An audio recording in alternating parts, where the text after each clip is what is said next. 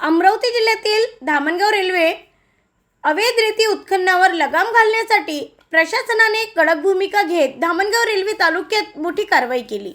वर्धा नदी पात्रालगत मौजा, सालाबादपूर व सोनोरा काकडे परिसरात गुरुवार 9 एप्रिल रोजी दुपारी सुमारे 3 वाजताच्या सुमारास ही संयुक्त कारवाई पार पडली। या कारवाईत अंदाजे 250 ब्रास अवैध रेतीसाठा जप्त करण्यात आला असून रेती माफियांचे कंबरडे मोडले आहे। जिल्हाधिकारी आशिष येरेकर यांच्या मार्गदर्शनाखाली उपविभागीय अधिकारी चांदूर रेल्वे श्रद्धा उदावंत व जिल्हा खनिकर्म अधिकारी प्रणिता चापले यांनी अचानक पाहणी केली। यावेळी विना नंबर प्लेटची पोकलॅन मशीन तसेच MH40 CD 7935 क्रमांकाचा डिझेल टँकर घटनास्थळी आढळून आला। नदीपात्रालगत मोठ्या प्रमाणावर अवैध रेतीसाठा असल्याचेही स्पष्ट झाले। तलाठी व मंडळ अधिकाऱ्यांनी तात्काळ पंचनामा करून संपूर्ण रेतीसाठा जप्त केला।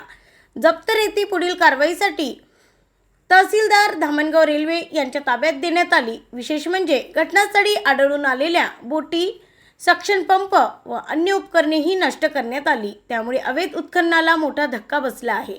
या धडक कारवाईत नायब तहसीलदार ऋतुराज पाटोरकर, देवेंद्र वासनिक, मंडळ अधिकारी राजेश लाड, व्यंकटी कांबळे तसेच तलाठी आकाश चव्हाण, विनोद जायभाये, अनिल धुडे, बिपिन काळे, रितेश भाकरे, गौरव श्रीराव, शैलेश ढोरे, अनंता मानकर, पोलीस पाटील आदित्य मानकर व स्थानिक नागरिक मोठ्या संख्येने उपस्थित होते।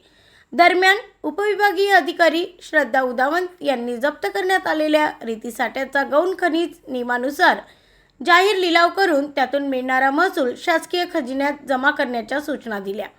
या कारवाईमुळे परिसरातील अवैध रेती माफियांचे भीतीचे वातावरण निर्माण झाले असून प्रशासनाच्या या धडक मोहिमेचे सर्वत्र स्वागत होत आहे।